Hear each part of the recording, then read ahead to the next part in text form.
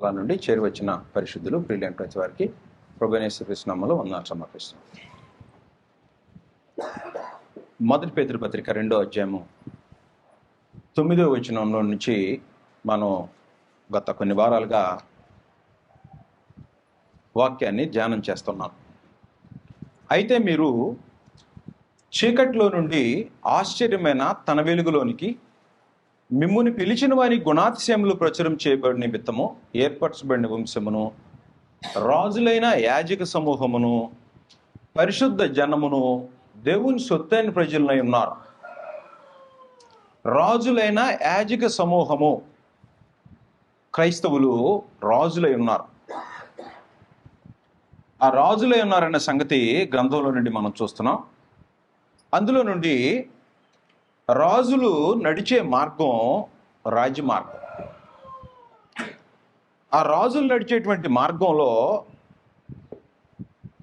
భౌతిక సంబంధమైన రాజులు నడిస్తే రాజులు నడుస్తూ పాపం చేసే అవకాశం ఉంది.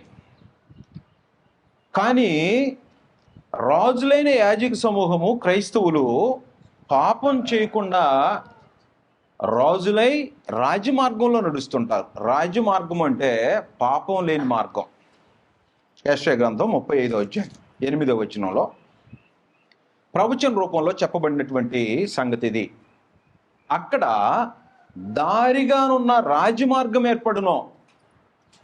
రాజులు వెళ్ళే మార్గాన్ని దేవుడు రాజమార్గాన్ని ఏర్పాటు చేస్తాడట.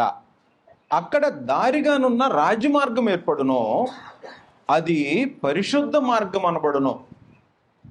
ఈ రాజులైన యాజక సమూహము, క్రొత్త నిబంధన క్రైస్తవులు నడిచే మార్గం రాజమార్గం. ఈ రాజమార్గంలో నడిచే వాళ్ళు ఎవరంటే పరిశుద్ధులైన వాడు. అది పరిశుద్ధమైన మార్గం అనబడును. అది అపవిత్రులు పోకూడని మార్గం. భౌతిక సంబంధమైన రాజులు నడిచే మార్గం కాదు ఇది. ఆత్మ సంబంధమైన రాజులు, పరిశుద్ధులైన రాజులు, లోకం నుండి వేరైన వాళ్ళు, క్రీస్తు ప్రభు యొక్క రక్తం చేత విమోచింపబడిన వారు, లోకం నుండి వేరైన వారు పరిశుద్ధులుగా ఉండటానికి మరణం వరకు పాపంతో పోరాడుతూ జీవించేటువంటి మార్గం రాజమార్గం. ఈ రాజమార్గము ఏర్పడును అన్నాడు. అది ప్రవచన గ్రంథంలో యెషయా చెప్పినటువంటిది క్రొత్త నిబంధనలో నెరవేరింది. ప్రభువైన యేసు భూమి మీదకి వచ్చినప్పుడు ఆయన చెప్పినటువంటి సందేశం యోహాను సువార్త 14వ అధ్యాయం 6వ వచనంలో నేనే మార్గమును అని చెప్పాడు. నేనే మార్గము అని చెప్పాడు. ఆ మార్గం ఏంటంటే, ఆ మార్గాన్ని ఏమన్నాడంటే క్రొత్త నిబంధన భాషలో మార్గము, క్రొత్త నిబంధన భాషలో సంఘము, పాత నిబంధన భాషలో రాజ్యము అన్నాడు. దేవుని గ్రంథం యొక్క భాష అర్థం చేసుకోవాలి. మనుషులు బాడీతో రకరకాలైన భాషలు మాట్లాడతారు. ఒకరు మాట్లాడుకునే భాష ఇంకొకరికి అర్థం కాదు. ఇద్దరు వ్యక్తులు తమ భాషలో వాళ్ళు మాట్లాడుకుంటుంటే మాట్లాడకుండా భాష మాట్లాడుకుంటారు, పక్కన వాళ్ళకి అర్థం కాదు. వాళ్ళకి మాత్రమే అర్థమైంది, వాళ్ళ టీంలో ఉన్న వాళ్ళకి అర్థమైంది. ఈ గ్రంథంతో పరిచయం ఉన్నటువంటి వాళ్ళకి ఈ మార్గాన్ని గురించి అర్థమైంది. గ్రంథం యొక్క సందేశం కాకుండా తమ ఇష్టం వచ్చినట్టుగా సందేశాలను మలుచుకునేటువంటి వారికి దేవుని సంకల్పం ఎన్నటికి అర్థం కాదు. పాత నిబంధనలో రాజమార్గము ఏర్పడుద్ది అన్నది క్రొత్త నిబంధనలో మార్గము అని చెప్పాడు. దాన్ని ఏం చెప్పాడంటే రాజ్యము అని చెప్పాడు. దాన్ని ఏమన్నాడంటే సంఘము అని చెప్పాడు. ఈ సంగతిలో గ్రంథంలో నుండి ఈరోజు మనం చూడబోతున్నాం. ఏం చూడబోతున్నాం అంటే రాజ్యము అంటే సంఘము, సంఘము అంటే మార్గము, లేకపోతే రాజ్యము అంటే మార్గము, మార్గము అంటే సంఘము. ఇది కొత్త నిబంధన తెలియజేసినటువంటి సందేశం. కాబట్టి పాత నిబంధన అంతట్లో రాజ్యము అన్నాడు, క్రొత్త నిబంధనలో ప్రభువైన యేసు మార్గము అని చెప్పాడు. అపోస్తలులు దాన్ని ఏం చెప్పారంటే సంఘము అన్నారు. కాబట్టి ఇర్మియా గ్రంథం 6వ అధ్యాయం 16వ వచనంలో మనం జ్ఞాపకం చేసుకుంటున్నట్లు, మార్గములలో నిలిచి చూడుడి, పురాతన మార్గములను గూర్చి విచారించుడి, మేలు కలుగు మార్గమేదేనడిగి అందులో నడుచుకొనుడి, అప్పుడు మీకు నెమ్మది కలుగును. భూమి మీద ఉండే ఏ వ్యక్తికైనా కోట్లు సంపాదించిన, లోకంలో లక్షల మంది బలం ఉన్నా, లోకమంతా తాను సంపాదించుకున్నవాడు, అధికారం కలిగిన వాడైనా నెమ్మది ఉండదు. లోకంలో చూడండి, ఎంత ఆస్తిపరుడు కూడా నెమ్మదిగా జీవించలేడు. ఎవరు జీవించేవాళ్ళు అంటే మార్గంలో నిలబడిన వాడు, రాజ్యమార్గంలో వెళ్ళేవాడు, పరిశుద్ధుడు నెమ్మదిగా జీవిస్తాడు. ప్రజలందరూ శాంతి కావాలి, శాంతి కావాలి, సమాధానం కావాలంటుంటారు. ఎక్కడ దొరకదు అది. అది రాజ్యమార్గంలో నిలబడిన వాడికి మాత్రమే ఉంటుంది, ఇంకెవరికి నెమ్మది ఉండదు. ఆ మార్గంలో నిలబడిన వాడికి ఏముంటుందంటేను నెమ్మది ఉంటుంది. ప్రపంచం అంతా కొట్టుకుపోతున్నా నెమ్మదిగా జీవించేటువంటి ఒక ఏర్పాటు. గ్రంథంలో నుండి మనకి క్రొత్త నిబంధనలో రాజ్యము, క్రొత్త నిబంధనలో మార్గము, క్రొత్త నిబంధనలో సంఘము అనే సంగతులు గ్రంథం ఏం చెప్పిందో సంగతులు మనం ఆలోచన చేస్తాం. యోహాను సువార్తలో ప్రభువైన యేసు 14వ అధ్యాయం 6వ వచనం అని చెప్పాడు, నేనే మార్గమును అని చెప్పాడు. హెబ్రీయులకు రాసిన పత్రిక 10వ అధ్యాయము 19వ వచనం, హెబ్రీయులకు రాసిన పత్రిక 10వ అధ్యాయము 19వ వచనంలో, సహోదరులారా, యేసు మన కొరకు ప్రతిష్ఠించిన మార్గమున, సహోదరులారా, యేసు మన కొరకు ప్రతిష్ఠించిన మార్గమున అంటే చెప్పాడు. అనగా మార్గమున, అనగా అనగా అనేది మనం గుర్తుపెట్టుకోవాలి. మార్గమున అనగా నూతనమైనది,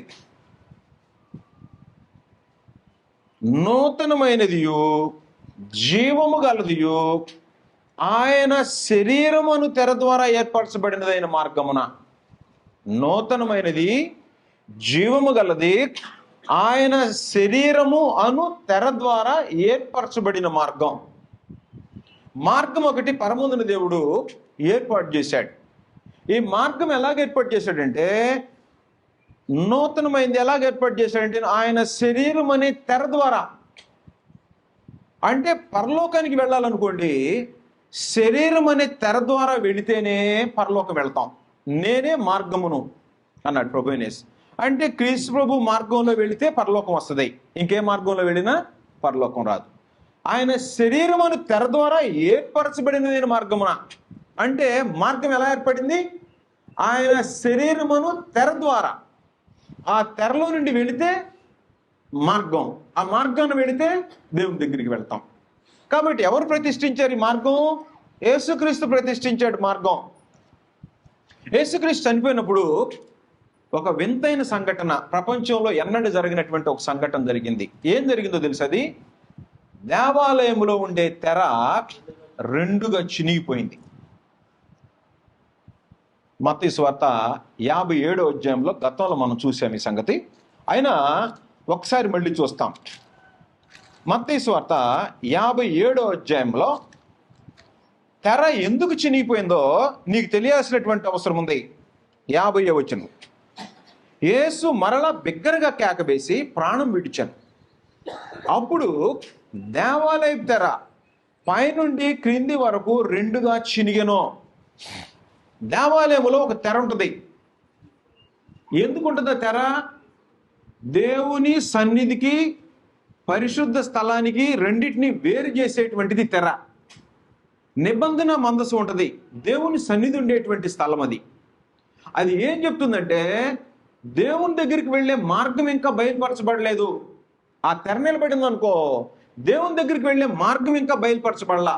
అంటే ప్రభు అయిన యేసు భూమి మీదకి రాకమునుపు పరలోకం వెళ్ళినటువంటి వ్యక్తులు ఎవరూ లేరు. పరలోకానికి ఎవరు వెళ్ళలా. పరలోకానికి, దేవుని సముఖానికి వెళ్ళేటువంటి మార్గాన్ని ఏర్పాటు చేయడానికి ప్రభు అయిన యేసుని దేవుడు పంపించాడు. యోహాను సువార్త 3వ అధ్యాయంలో యేసుక్రీస్తు సంగతి చెప్పాడు. యోహాను సువార్త 3వ అధ్యాయం 13వ వచనం, మరియు పరలోకము నుండి దిగి వచ్చిన వాడే, అనగా పరలోకంలో ఉండు మనుష్య కుమారుడే తప్ప పరలోకమునకు ఎక్కిపోయిన వాడు ఎవడును లేడు. అంటే ప్రభువైన యేసు పరలోకం నుండి దిగి వచ్చేటప్పటికి పరలోకానికి ఎక్కిపోయిన వాడు ఎవడు లేడు. కారణం ఏంటి? పరలోకానికి మార్గము ఏర్పాటు చేయబడలా. ఆ మార్గం ఏర్పాటు చేయాలంటే ఏం చేశాడు? ధర్మశాస్త్రం ప్రకారము ఒక మార్గాన్ని ఏర్పాటు చేశాడు పరమందున దేవుడు.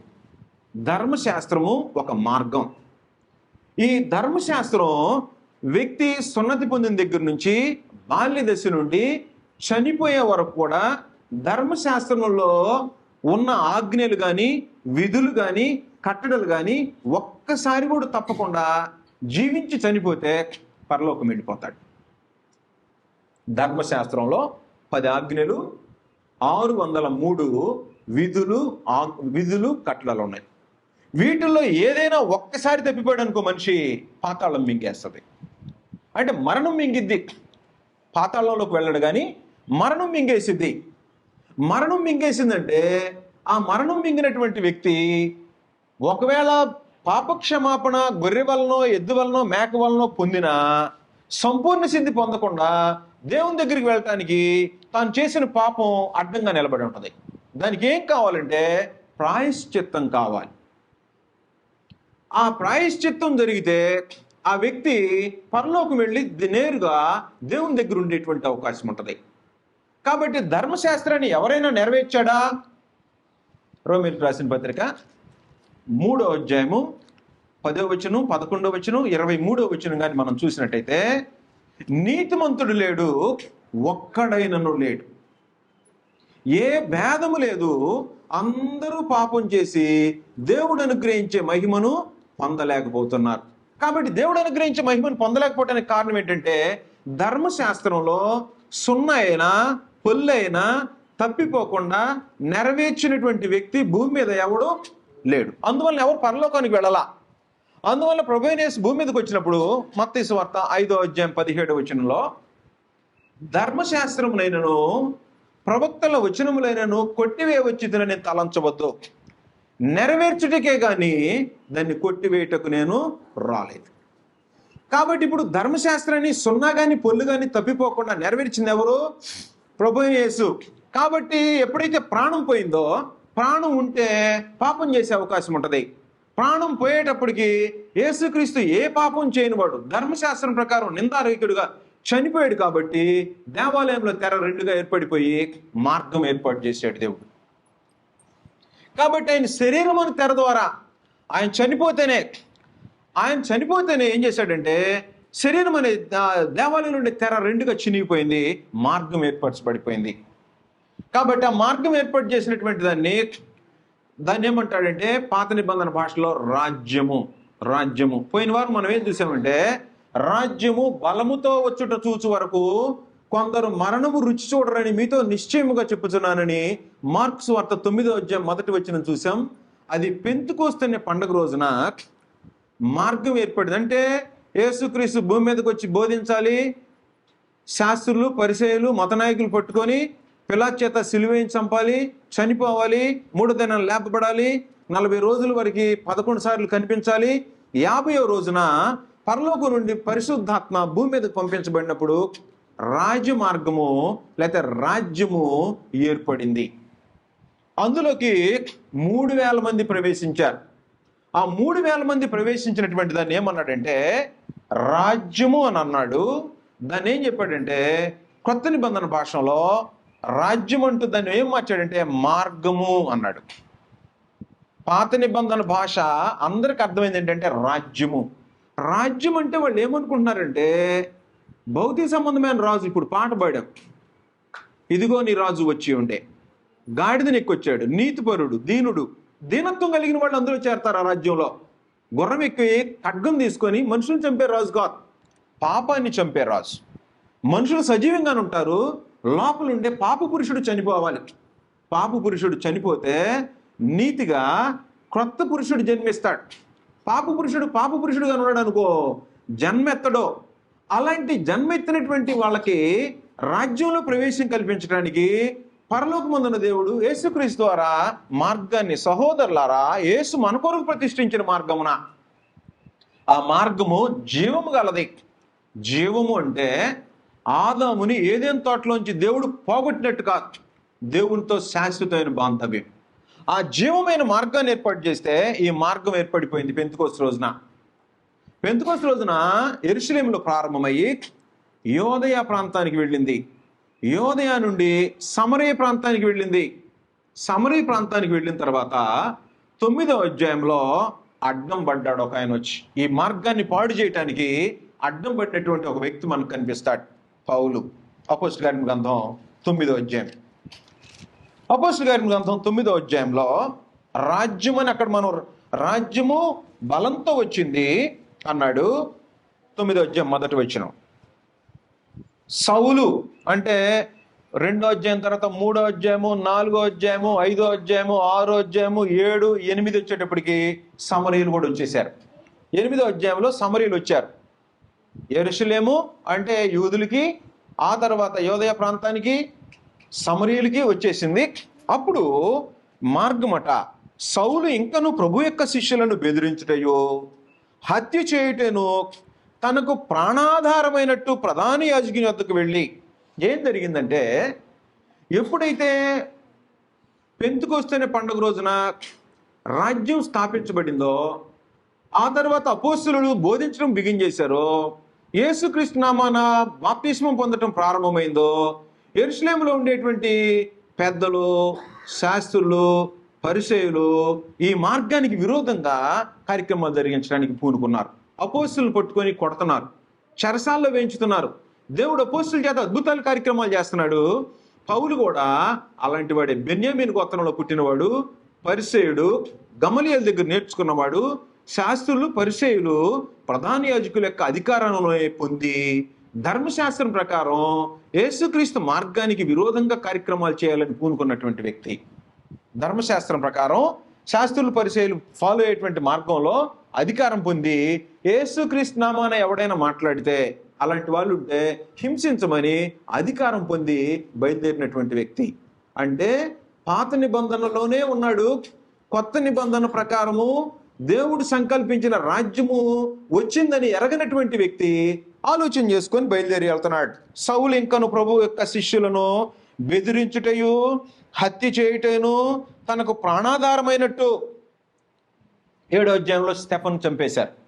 ఈ మార్గంలో ఉన్నాడు కదా, యూదులకు బోధించాడు ఆయన, రాళ్లతో కొట్టి చంపారు. అలాగే పౌలును పంపించారు. ఈ మార్గము గుర్తుపెట్టుకో, 2వ వచనం, అపోస్తలుల కార్యముల గ్రంథం 9వ అధ్యాయము 2వ వచనం. ఈ మార్గం అందున్న, ఈ మార్గం అంటే ఏ మార్గం? ఈ మార్గం అంటే యేసుక్రీస్తు ప్రతిష్ఠించిన మార్గం. అది ఏంటది? క్రొత్త నిబంధన మార్గం, యేసుక్రీస్తు నామమున బాప్తిస్మము. కాబట్టి ఈ మార్గమందున్న పురుషులనైనను స్త్రీలనైనను కనుగొన్నాడలా వారిని బంధించి యెరూషలేమునకు తీసుకొని వచ్చుటకు దమస్కులోని సమాజముల వారికి పత్రికలు ఇమ్మని అడిగాను. అతడు ప్రయాణము చేయుట అని వివరాలు చెప్పుకుంటూ వచ్చాడు. కాబట్టి ఈ మార్గంలో ఉన్న వాళ్ళని హింసించాలని బయలుదేరినటువంటి పౌలు 9వ అధ్యాయంలో కన్వర్ట్ అయిపోయాడు.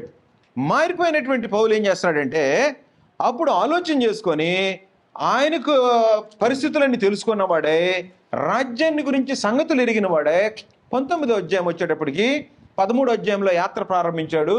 19వ అధ్యాయం వచ్చేటప్పటికి ఆయన మాట్లాడుతున్నాడు.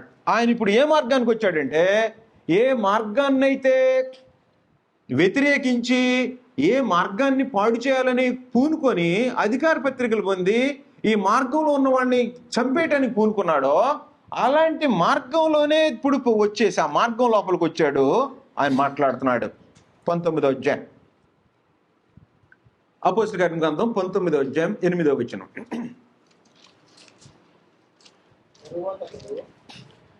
తరువాత అతడు, దానికంటే కొంచెం ముందుకు మనం ఏం చేస్తామంటే 9వ అధ్యాయంలోనే ఒక లింక్ చదువుతాం. 9వ అధ్యాయంలో కింద పడిపోయాడు, ఆ తర్వాత దర్శనం వచ్చింది, చూశాడు, అయిపోయిన తర్వాత బాప్తిస్మం పొందాడట. 18వ వచనం. అప్పుడే అతని కన్నుల నుండి పొరల వంటివి రాలగా దృష్టి కలిగి లేచి బాప్తిస్మం పొందాను. తరువాత ఆహారం పుచ్చుకొని బలపడాను. పిమ్మట అతడు దమస్కులోనున్న శిష్యులతో కూడా కొన్ని దినములు ఉండెను. వెంటనే సమాజ మందిరములలో యేసే దేవుని కుమారుడని ఆయన గురించి ప్రకటించుచూ వచ్చాను. అంతకుముందు ఏమనుకున్నాడు? యేసు దేవుని కుమారుడు కాదు, వడ్లవాని కుమారుడు, మర్రి కుమారుడు. ఇప్పుడు యేసే దేవుని కుమారుడు అని అర్థమైపోయింది. ఆ రాజ్యాన్ని గురించి ప్రకటించడం బిగిన్ చేసేసాడు. అలా బిగిన్ చేసుకొని అనేక స్థలాల్లో బోధించుతూ వచ్చినప్పుడు ఆయన వచ్చినటువంటి స్థలం దగ్గరికి 19వ అధ్యాయం వచ్చేటప్పటికి 8వ వచనం, తరువాత అతడు సమాజ మందిరమునికి వెళ్ళి ప్రసంగించుచు దేవుని రాజ్యమును గూర్చి తర్కించుచు ఒప్పించుచు. ఏది దేవుని రాజ్యం? క్రీస్తు ప్రభు మార్గం, యేసుక్రీస్తు ప్రతిష్ఠించిన మార్గము. దేవుని రాజ్యాన్ని గురించి తర్కించుచు ఒప్పించుచు ధైర్యముగా మాట్లాడుచు 3 నెలలు గడిపెను. 8వ వచనంలో ఏమన్నాడు చూడండి.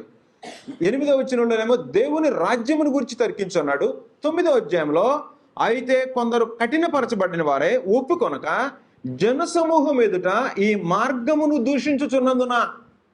అంటే రాజ్యము అన్నా ఈ మార్గము అన్నా ఒకటే. ఈ మార్గమును అన్నాడు. ఈ మార్గమును దూషించుచున్నందున అతడు వారిని విడిచి, ఇంతకుముందు దూషించిన వాడా కాదు ఈ మార్గాన్ని, 9 అధ్యాయంలో దూషించిన వాడే. మార్గం ఏమైంది? రాజ్యము, దేవుని రాజ్యం అంటే మార్గము. అలాగే కిందకు వచ్చిన తర్వాత 23వ వచనం, ఆ కాలమందు క్రీస్తు మార్గమును గూర్చి చాలా అల్లరి కలిగను. అంటే రాజ్యమును గురించి ఒప్పిస్తున్నాడు, ఈ మార్గాన్ని గురించి మాట్లాడుతున్నాడు. ఇది ఏమన్నాడంటే క్రీస్తు మార్గమును గూర్చి అని అన్నాడు. క్రీస్తు మార్గమును గూర్చి అన్నాడు. కాబట్టి క్రీస్తు మార్గాన్ని గురించి అల్లరి కలుగుతుందట. కాబట్టి ఇప్పుడు మనుషులు ఏమైపోయారంటే, అపోస్తలుల కార్యముల గ్రంథం 11వ అధ్యాయం 26వ వచనంలో క్రీస్తు ప్రతిష్ఠించిన మార్గంలో ఉన్న వాళ్ళని ఏమని పిలుస్తారంటే, 26వ వచనం, వారు కలిసి 1 సంవత్సరం అంతయు సంఘములో ఉండి బహుజనులకు వాక్యము బోధించిరి. మొట్టమొదట అంతియొకయలో శిష్యులు క్రైస్తవులు అనబడిరి. అంటే క్రీస్తు మార్గాన్ని అవలంబించేటువంటి వారికి ఉన్నటువంటి పేరు ఏంటి? ఆ పేరు క్రైస్తవులు. క్రైస్తవులు ఎక్కడుంటారు? దేవుని రాజ్యంలో ఉంటారు. క్రైస్తవులు ఎక్కడుంటారు? దేవుని రాజ్యంలో ఉంటారు. అంటే భూమి మీద ఉండరా? భూమి మీదే ఉంటారు. కానీ దేవుని రాజ్యపు చట్టపు పరిధిలో భూమి మీద జీవిస్తుంటారు. అంటే దేవుడు ఎలా జీవించమన్నాడో అలాగూ జీవించేటువంటి స్టైల్, జీవన విధానం కలిగి ఉంటారు. వాళ్ళు దేవుని రాజ్యమై ఉంటారు. కాబట్టి ఆ క్రైస్తవులు ఈ మార్గంలో క్రీస్తుని వెంబడించేటువంటి వాళ్ళు క్రైస్తవులు.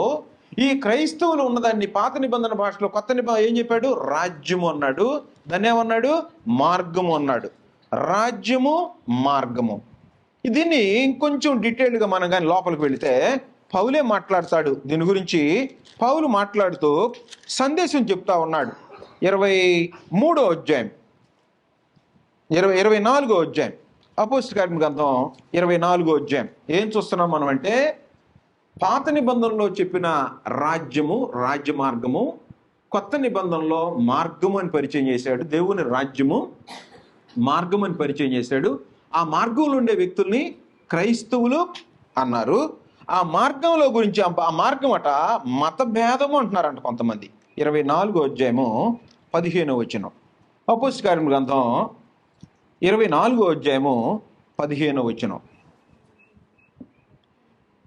14 నుంచి కలిసి ఉన్నాయి. ధర్మశాస్త్రమందును ప్రవక్తల గ్రంథమందును నేను చదువుతానమ్మా, రాయబడి ఉన్నవన్నీ నమ్మి నీతిమంతులకును అనీతిమంతులకును పునరుద్ధానము కలుగబోచున్నదని వీరు నిరీక్షించుచున్నట్టు నేను కూడా దేవుని యందు నిరీక్షణ ఉంచి వారు మత భేదమని పేరు పెట్టు ఈ మార్గము చొప్పున. మత భేదమనే పేరు పెట్టారట యూదులు. పరిసయ్యులు, శాస్త్రులు ఏం పేరు పెట్టారండు? మత భేదం. అంటే ధర్మశాస్త్రానికి వేరుగా కార్యక్రమాలు జరుగుతున్నాయి కాబట్టి ఇది మత భేదం. మత భేదం కాదయా, ధర్మశాస్త్రం మందు, ప్రవక్తల గ్రంథమందు రాయబడి ఉండి ఏమి కోరారో యెషయా గ్రంథంలో చదివాం కదా, దానియేలు గ్రంథంలో చదివాం కదా, ప్రవక్తలు తెలియజేసినటువంటి మార్గమే ఇది అని లేఖనాలు, పాత నిబంధన ధర్మశాస్త్రం ఎదిగినటువంటి పౌలు సమాజ మందిరంలోకి వెళ్ళి పాత నిబంధనలో తెలియజేసిన రాజ్యమే ఈ మార్గం. ఈ మార్గంలోకి రావాలందరూ అని పాత నిబంధనలో ప్రవచనం చెప్పింది అనే సంగతుల్ని వాళ్ళకి వివరిస్తున్నాడట. నీతిమంతులకును అనీతిమంతులకును పునరుద్ధానము కలగబోచున్నదని వీరు నిరీక్షించున్నట్టు నేను దేవుని యందు నిరీక్షణ ఉంచి వారంటే యూదులు, నేరం మోపిన వాళ్ళు, వారంటే యూదులు, వారు మత భేదమని పేరు పెట్టు ఈ మార్గము చొప్పున నా పితరులు దేవుణ్ణి సేవించుచున్నాను. అంటే క్రీస్తు ప్రభు మార్గంలో, క్రీస్తు రాజ్యం, దేవుని రాజ్యంలోకి వచ్చేవాళ్ళు దేవుణ్ణి సేవిస్తున్నారు. ఇది కొత్త మార్గం, జీవము గలది, నూతనమైనది, ఆయన శరీరం అని తెర ద్వారా ఏర్పరచబడింది, ప్రవక్తలు తెలియజేసినటువంటి మార్గం ఇది. కాబట్టి ఈ మార్గములో వచ్చాడట. 19వ వచనం, ఇదే అధ్యాయంలో 22వ వచనం చదువుతాం. ఫేలిక్స్ ఈ మార్గమును గురించి బాగుగా ఎరిగిన వాడే. ఫేలిక్స్కి ఏం తెలుసట? ఈ మార్గాన్ని గురించి బాగా ఎరిగిన వాడు ఏం చేశాడంటే ఆ పౌలుకి అనుకూలంగా ఆలోచన చేయటానికి పూనుకున్నాడు. కాబట్టి ఇప్పుడు ఏం చూసామంటే రాజ్యం అనేది మార్గము అని చూసాం. ఈ రాజ్యము ఏంటంటేను సంఘము. ఈ రాజ్యాన్ని ఏమంటారు? సంఘం అంటారని కొత్త నిబంధన భాష చెప్పింది.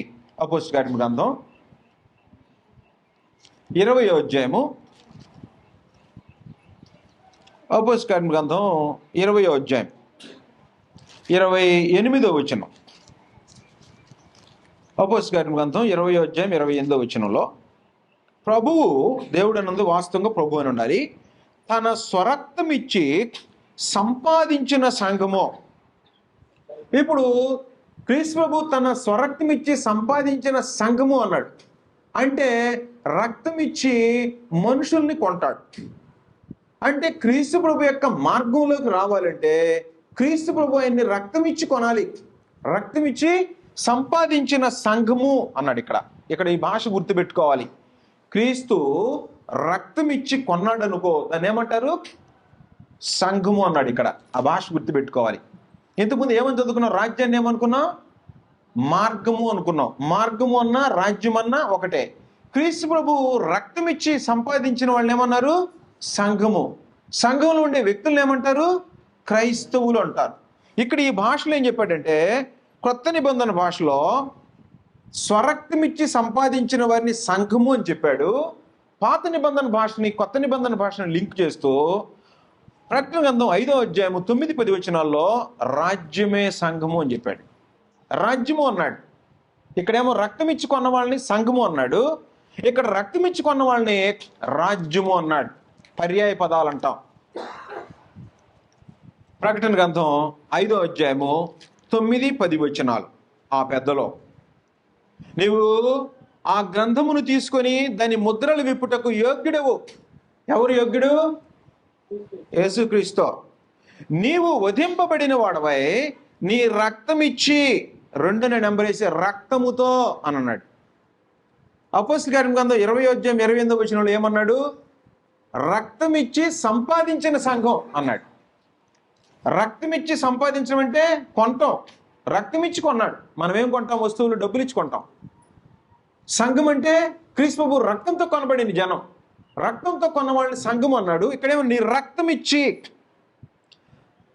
ప్రతి వంశములోను ఆయా భాషలు మాట్లాడే వారిలోను, ఆయా భాషలు అంటే ప్రపంచంలో ఉండే వాళ్ళందరూ, ఆయా భాషలు మాట్లాడే వారిలోను, ప్రతి ప్రజలోను, ప్రతి ప్రజ అంటే ఈ జనం ఆ జనం అనేది, ప్రతి జనములోను దేవుని కొరకు మనుషులను కొని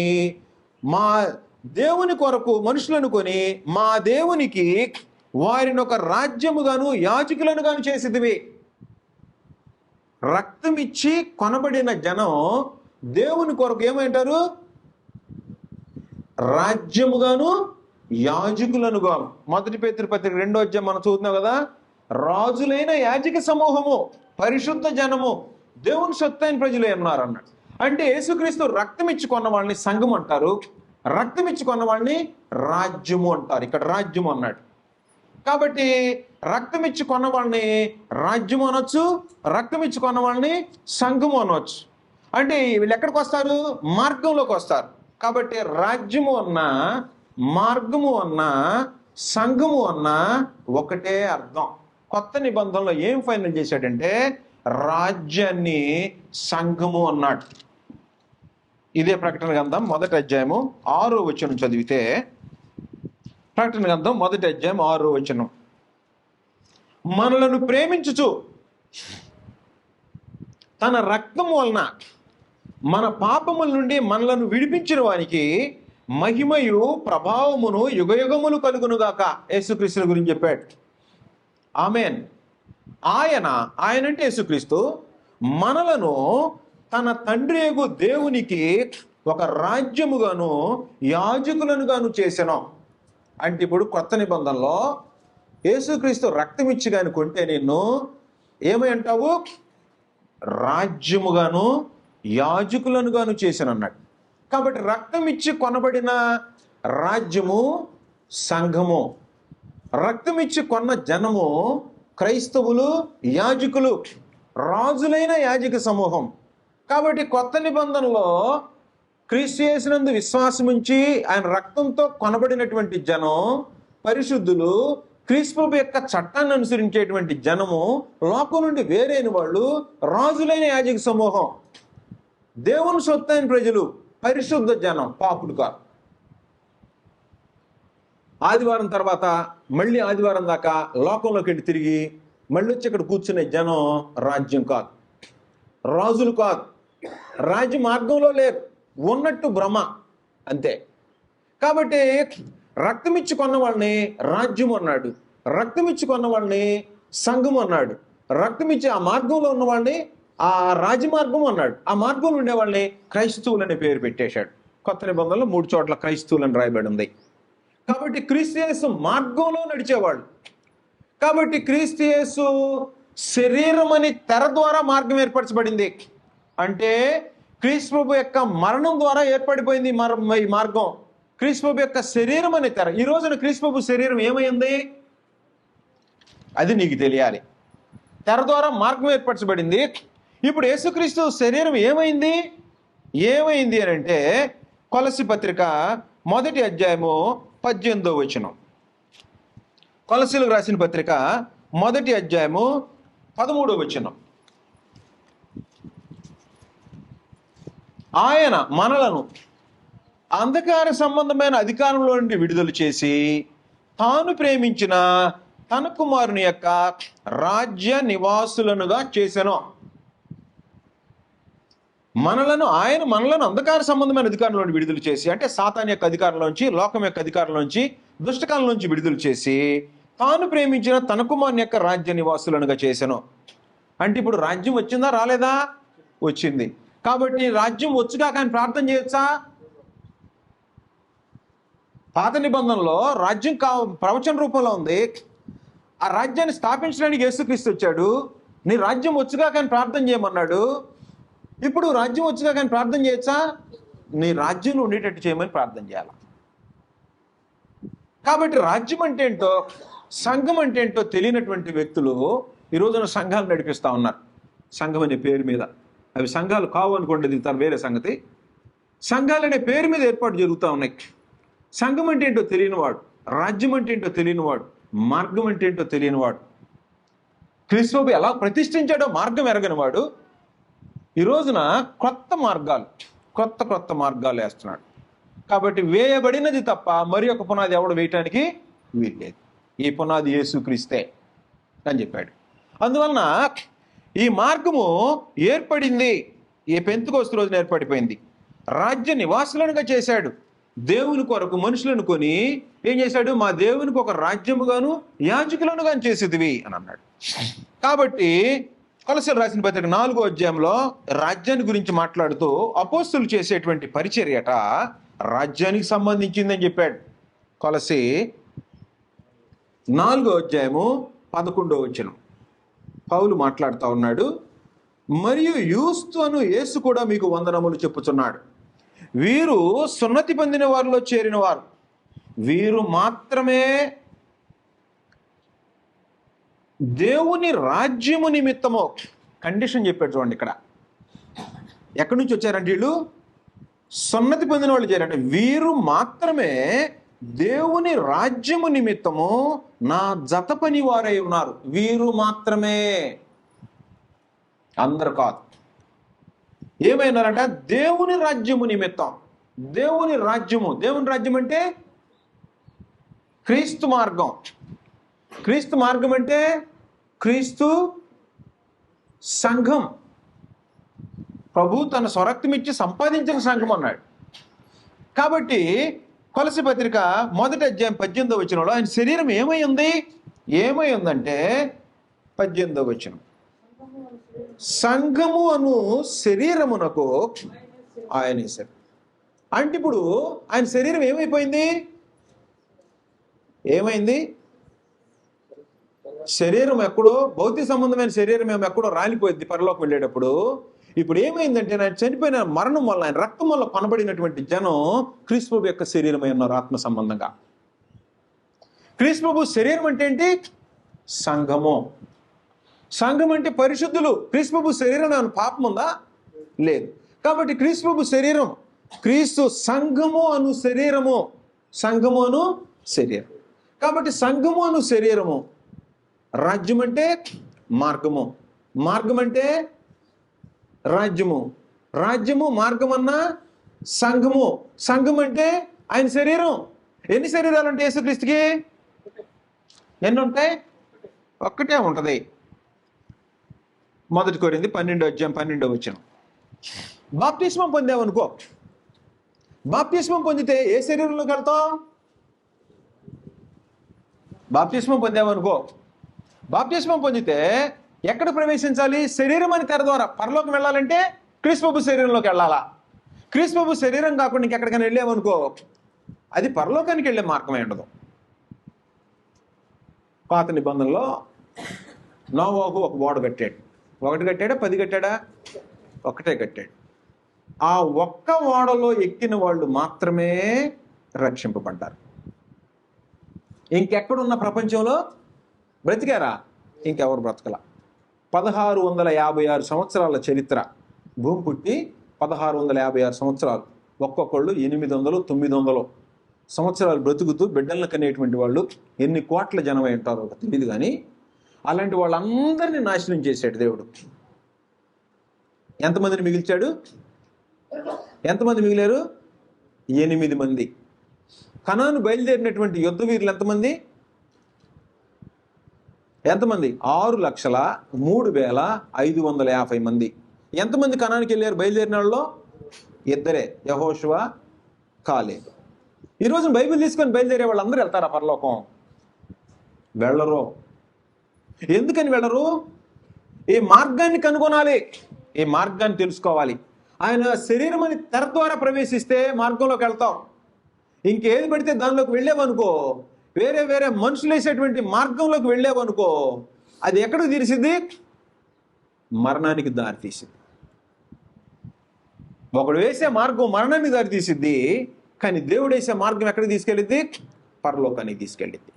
కాబట్టి 1 కొరింథీ 12వ అధ్యాయము 12వ వచనంలో, ఎలాగూ శరీరము ఏకమైనను అనేకమైన అవయవాలను చెప్పి 13వ వచనం, ఎలాగనగా యూదులమైనను గ్రీసు దేశస్థులమైనను దాసులమైనను స్వతంత్రులమైనను మనమందరూ ఒక్క శరీరములోనికి.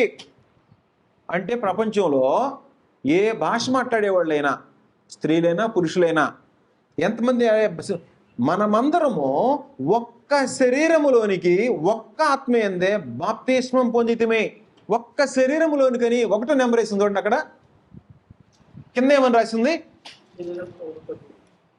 ఒక్క శరీరముగా ఉండుటకు. 1వ నెంబర్ వేసి ఏమని రాసింది? ఒక్క శరీరములోనికి. అంటే ఎన్ని శరీరాలు ఉండాలని? ఒక్క శరీరం, ఒక్క శరీరముగా. అంటే యేసుక్రీస్తుకి ఎన్ని శరీరాలు ఉంటాయి? ఒక్కటే శరీరం. శరీరం అంటే ఏమనుకున్నాం? ఇప్పుడు సంఘం అనుకున్నాం. శరీరం అంటే మార్గం అనుకున్నాం. శరీరం అంటే రాజ్యం. కొత్త నిబంధనలో ఉండేటువంటి పర్యాయ పదాలు అవి: రాజ్యము, మార్గము, సంఘము. కాబట్టి శరీరం అనేది అంటే అర్థం ఏంటి? సంఘము. కొలస్సీ పత్రిక 1వ అధ్యాయం 18వ వచనం ప్రకారము సంఘమును శరీరమునకు అన్నాడు. ఆయనే శిరస్సు. ఒక భార్యకి ఎన్ని శిరస్సులు ఉంటాయి? ఒక భార్యకి ఎంతమంది భర్తలు ఉంటారు?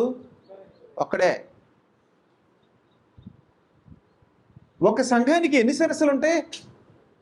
ఒకటే. యేసుక్రీస్తు శరీరానికి ఎన్ని శిరస్సులు ఉంటాయి? ఒకటే శిరస్సు ఉంటుంది. కాబట్టి ఎన్ని శరీరాలు ఉండాలి క్రైస్తవులు? ఒకటే శిరస్సు. అంటే ఎన్ని సంఘాలు? ఒకటే సంఘం. ఒక్క శరీరము ఉంటానికి పిలువబడ్డారు. అంతేగాని మేము ఒక బ్యాచ్, మీరు ఇంకొక బ్యాచ్. నేను స్వార్థ పనికి వెళ్తుంటే మధ్యలో చీరాలు దాటిన ఒక చర్చి కనిపించింది. బిల్డింగ్, చర్చి కాదు అది, బిల్డింగ్ కనపడింది. ఏంటంటేను ఒక కులపోళ్ళట ప్రత్యేకం కట్టుకున్నారంట, ఇంకెవరిని రానిరంట బిల్డింగ్లోకి. దాన్ని సంఘం అంటారా? దేవుడు ఆశించింది నా పునాది అంటే కులానికి ఒక సంఘం, ప్రాంతానికి ఒక సంఘం, ఊరికి ఒక సంఘం, దేశానికి ఒక సంఘం, భాషకు ఒక సంఘం లేదు. ప్రపంచంలో ఉండే జనులందరినీ కొనటానికి, ప్రతి ఆయా భాషలు మాట్లాడేవారిని, ప్రతి ప్రజలోను, ప్రతి జనములోను మా దేవుని కొరకు మనుషులను కొని వారిని ఒక రాజ్యముగాను యాజకులను కానీ చేసేది. ప్రపంచంలో నువ్వు ఎక్కడ ఉంటావో తెలియదు. అందరికీ ఒకటే చట్టం, ఒకటే సంఘం. ఆయన శరీరం అనే సంఘం ఒక్కటే. కాబట్టి ఆయన శరీరం అనేటువంటి సంఘంలో చేర్చబడటానికి మనుషులకి జ్ఞానం లేదు. ఎలా చేరాలో, ఆ రాజ్యంలోకి, ఆ రాజ్య మార్గంలోకి ఎలాగ రావాలో, ఆ సంఘంలోకి ఎలాగ ప్రవేశించాలో, ఆ సంఘం ఏంటో, ఆ మార్గం ఏంటో మనుషులకు అర్థం కావట్లేదు. అందువలన దేవుడు క్రీస్తు మన కొరకు ప్రతిష్ఠించిన మార్గం ఒకటే, రాజ్యము ఒక్కటే, మార్గము ఒక్కటే, సంఘము ఒక్కటే. ఏంటది? శరీరము అనే తెర ద్వారా ఏర్పరచబడిన సంఘము అను శరీరం. ఎన్ని శరీరాలు ఉండాలి? ఒక్క శరీరముగా ఉండటకు పిలువబడ్డారు. అదే సంఘం? బైబిల్లో రాసున్న ఒకే ఒక సంఘం. రోమీయులకు రాసిన పత్రిక 16వ అధ్యాయము 16వ వచనంలో, పవిత్రమైన ముద్దు పెట్టుకొని ఒకనికొకడు వందనములు చేయడి, క్రీస్తు సంఘములన్నీ మీకు వందనములు చెప్పుచున్నవి. క్రీస్తు సంఘములు, సంఘములు అన్నారు కదా, ఇది బహువచనం అనకూడదు. క్రీస్తు సంఘములు అంటే అర్థం ఏంటంటే, ప్రకటన గ్రంథం 2వ అధ్యాయం 3వ అధ్యాయంలో చెప్పుకున్నట్టు ఎఫెసులో ఉన్న సంఘపు దూత, స్మర్ణలో ఉన్న సంఘపు దూత, పెర్గములో ఉన్న సంఘం అంటలా సంఘపు దూత, జాగ్రత్త చూడాల. సంఘం పెర్గము సంఘం అంట. పెర్గం అనే సంఘం పేరు కదా అది, ఫిలదెల్ఫియా అనే సంఘం అని పేరు పెట్టారు. ఇక్కడ బాపట్లో ఒకటి పెట్టారు. ఫిలదెల్ఫియా అనేది సంఘం పేరు కాదు, ఫిలదెల్ఫియా అనే ఊరిలో ఉన్న క్రీస్తు సంఘం. ఫిలదెల్ఫియా అనేది ఆసియా మైనర్లో ఉండే ఒక ఊరి పేరు. బాపట్లలో ఉన్న సంఘం, చీరాలలో ఉన్న సంఘం, అమెరికాలో ఉన్న సంఘం, వీటన్నిటిని ఏమని పిలవాలి మనం? క్రీస్తు సంఘములు అంటాం. క్రీస్తు సంఘములు. ఉదాహరణకి చైతన్య స్కూల్ అని అనుకోండి, అమెరికాలో పెట్టాడు బోర్డు, మారుస్తాడా? ఏం మారడు. బాపట్లో బోర్డు అదే ఉంటుందా? ఇంకేమైనా మారుస్తాడా? సిలబస్ అదే ఉంటుందా? మారుస్తాడా? అదే ఉంటుంది. కాబట్టి ఇప్పుడు క్రీస్తు యొక్క సంఘానికి ఒకటే చట్టం, సిలబస్లు మారవు, ఒకటే పేరు, ఒకటే బ్యానర్, ఒకటే చట్టం. చట్టం మార్చడానికి వీల్లేదు, పేరు మార్చుకోవడానికి వీల్లేదు. కాబట్టి దేవుడు ప్రతిష్ఠించిన మార్గం ఒకటే, అది రాజమార్గం. ఆ రాజమార్గం అంటే పరిశుద్ధులు ఉండేటి, పరిశుద్ధులైన రాజు, రాజులైన యాజక సమూహం. యాజకులు పరిశుద్ధులు, రాజులు. పాత నిబంధనలో రాజులు అన్నాడు అర్థం అవటానికి చెప్పి, రాజులైన యాజక సమూహం మీరు కొత్త నిబంధనలో దేవుణ్ణి సేవించడానికి వచ్చేవాళ్ళు పవిత్రులై, పరిశుద్ధులై, జీవితకాలం అంతా పరిశుద్ధంగా బ్రతికేవాడైన సన్నిధిలో ఉండాలి. అలాగ ఏర్పడిన జనాన్ని రాజ్యము, ఆ మార్గంలోకి వచ్చినటువంటి వాళ్ళని రాజ్యము అన్నాడు, సంఘము అన్నాడు. క్రీస్తు సంఘము అని చెప్పాడు. ఎన్ని ఉంటాయి సంఘాలు? ఎఫెసీ పత్రిక 4వ అధ్యాయం 4వ వచనం. కాబట్టి రాజ్యాలు ఎన్ని? ఒకటే. శరీరాలు ఎన్ని? ఒకటే. మార్గాలు ఎన్ని? ఒకటే. కాబట్టి ఎఫెసీ పత్రిక 4వ అధ్యాయం 4వ వచనంలో శరీరము ఒక్కటే. కాబట్టి ఇందులో ఉన్నావా? ఒకవేళ నేను ఇందులో ఉన్నానండి, క్రీస్తు సంఘంలో ఉన్నాను నేను అన్నావు అనుకో, పరిశుద్ధుడివేనా? యాజకత్వం చేయటానికి అర్హత కలిగిన వాడివేనా? దేవుడు ఆశించిన రూపంలో కోరుకున్న పరిశుద్ధత నీలో ఉందా? ఆదివారపు క్రైస్తవుడువా? ఒకవేళ అలా కాకపోతే నువ్వు రాజులేని యాజక సమూహంలో నువ్వు అనుకోవటమే తప్ప దేవుని సొత్తైన ప్రజలు, పరిశుద్ధ జనం ఇవన్నీ కావాలి. మేము రాజులేని యాజక సమూహం క్రీస్తు సంఘం అంటే కుదరదు. దేవుని సొత్తైన ప్రజలు, పరిశుద్ధ జనం, ఇలాగ ఉన్నటువంటి దాన్ని ఏమంటే రాజ్యము అన్నాడు. పాత నిబంధనలో రాజ్యం వేరే, కొత్త నిబంధనలో ఉండే రాజ్యం వేరే. పాత నిబంధన రాజ్యంలో పాపులు కూడా కలిసి ఉంటారు. కొత్త నిబంధన రాజ్యంలో పాపులు రావటానికి ఇది పరిశుద్ధ మార్గం, అపవిత్రులు పోకూడని మార్గం. ఒకవేళ రావాలంటే ఏం చేయాలంటే బయట ఉద్దుకొని, బయట క్లీన్ చేసుకొని సంఘంలో ప్రవేశించాలి. అలా అప్పటి వరకు ఏం చేయాలంటే నువ్వు బాధ వింటూ ఉండాలా. బాధ విని లోపల ఉండే ప్రాచీన పురుషుడు, పాప పురుషుడు లోపల ఉండేవాడు, వాడిని చంపాలా. వాడిని చంపాలంటే నీకు అపోస్తుల బోధ ఒక్కటే మార్గం. ఏ బోధ విన్నా ప్రాచీన పురుషుడు చావడం. అది చంపాలంటే ఇప్పుడు మనకి క్రిమిసంహారక ముందులోనే చూసారా, వాటిలో బ్లూ కలర్ వేసి ఉంటాయి, గ్రీన్ కలర్ వేసి ఉంటాయి, ఎల్లో కలర్ వేసి ఉంటాయి, రెడ్ కలర్ వేసి ఉంటాయి. పురుగులను బట్టి రెడ్ కలర్ వాడాలంటే డేంజర్ మార్క్. అందుకని ఆ ముందు కొట్టాలంటే ప్రికాషన్స్ తీసుకోవాలి కదా. అలాగే మనం ఏం చేయాలంటే లోపలుండే ప్రాచీన పురుషుడు చచ్చిపోవాలంటే నువ్వు కొట్టాల్సిన ముందు ఏంటంటే అపోస్తుల బోధ. అపోస్తుల బోధని ముందు కొట్టావనుకో, ఎక్కడ కొట్టాలి? నీ హృదయం లోపల కొట్టాలి. నీ హృదయం లోపలికి దాన్ని పోనిచ్చావనుకో, నీ హృదయాన్ని, అంతరంగాన్ని, కీళ్ళని మూలుగుని అంతరంగాన్ని శోధించి లోపలుండే పాప పురుషుడిని చంపి క్రీస్తుకు దాసుడేటట్టుగా క్రీస్తు రక్తంతో కడగబడి పవిత్రుడేటట్టు చేయగలిగినటువంటి ఒకే ఒక ఆయుధం ఏంటంటే అపోస్తుల యొక్క బోధ. ఆ బోధ విన్నవాళ్ళు మారు మనసు పొందుతారు. మారు మనసు పొందిన వాళ్ళని బాప్తిస్మంలో దిగితే క్రీస్తు రక్తం ఇచ్చుకొని కడిగి పవిత్రుని చేస్తాడు. దేవుని రాజ్యం అవుతావు, దేవుని సొత్తైన ప్రజలు అవుతావు, పరిశుద్ధుడివై ఉంటావు. కాబట్టి ఇది పరిశుద్ధులు కూడే మార్గం దేవుని రాజ్యం. దేవుని రాజ్యమే క్రీస్తు ప్రభు సంఘము. క్రీస్తు ప్రభు సంఘమే ఆయన శరీరం అనే తెర. కాబట్టి ఆ తెర ద్వారా దేవుడు మనకు మార్గం ఏర్పాటు చేశాడు. కాబట్టి పరలోకం వెళ్ళాలంటే క్రీస్తు ప్రభు ఒక్కడే మార్గం, ఆయన సంఘం ఒక్కటే మార్గం. కాబట్టి మత్తయి సువార్త 16:18 చెప్పిన ప్రకారం ఈ బండ మీద నా సంఘమును కట్టుదును, పాతాళంలో ఒక ద్వారములు దాని ఎదుట నిలవనేరం. ఈ రాజ్యంలో నువ్వు ఉన్నావనుకో, చనిపోతే పాతాళం నిన్ను మింగదు. కాబట్టి ఆ మార్గంలోకి వచ్చి క్రీస్తు ప్రతిష్ఠించిన మార్గంలో నిలబడి క్రీస్తు సంఘము అయిన ఆయన శరీరంలో ఉండాలని యుగయుగాలు పరలోక రాజ్యంలోకి ప్రవేశించడానికి ఆయన శరీరం అని తెర ద్వారా క్రీస్తు సంఘం ద్వారా పరలోకి వెళ్ళే మార్గాన్ని దేవుడు ప్రతిష్ఠించాడని. ఇది పురాతనమైన మార్గం. కాబట్టి ఇది కొత్త నిబంధనకి పురాతనమైన మార్గం 1వ శతాబ్దం 33లో వేయబడింది. ఈ మార్గంలోకి కొత్త మార్గాలు వేయటానికి వీల్లేదు. నువ్వుండే మార్గం ఇదేనా? కాకపోతే ఆలోచన చేసుకోవాలి. ఆలోచించి ఈ మార్గంలోకి చేర్చబడాలని ప్రభువైన యేసుక్రీస్తు పేరిట మీ అందరికీ వందనాలు సమర్పిస్తూ ముగిస్తున్నాం.